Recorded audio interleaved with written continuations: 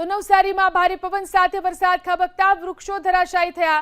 નવસારીમાં લુન્સીકોઈ સિંધી કેમ્પ વિસ્તારની અંદર વૃક્ષ ધરાશાયી થયું તો ફાયરની ટીમ ઘટના સ્થળ પર પહોંચી અને વૃક્ષ હટાવવાની કામગીરી શરૂ કરવામાં આવી। તો જે રીતે ભારે પવન સાથે નવસારીમાં વરસાદ પડ્યો, અહીં વૃક્ષો ધરાશાયી થયા છે। લુન્સીકોઈ સિંધી કેમ્પ વિસ્તારની અંદર વૃક્ષ ધરાશાયી થયું। ફાયરની ટીમ ઘટના સ્થળ પર પહોંચી અને વૃક્ષ હટાવવાની કામગીરી શરૂ કરાઈ।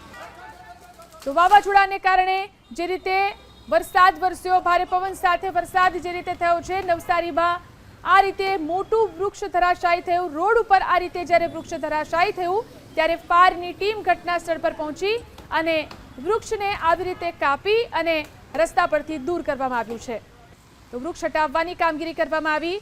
ભારે પવન સાથે વરસાદ વરસ્યો, જેના કારણે મહાકાય વૃક્ષોનું નિકંદન નીકળી રહ્યું છે અને નવસારીની અંદર આ રીતે એક મોટું વૃક્ષ ધરાશાયી થયું।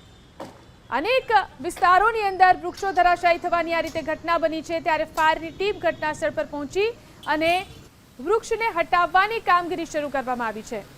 અલગ અલગ વિસ્તારના દ્રશ્યો છે, જોઈ શકાય છે કેવી રીતે વૃક્ષો ધરાશાયી થયા છે।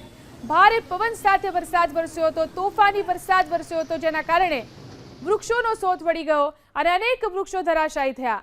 નવસારી શહેરમાં આ રીતે વૃક્ષો ધરાશાયી થયેલા જોવા મળ્યા, ત્યારે કેટલાક રસ્તાઓ બ્લોક થઈ ગયા।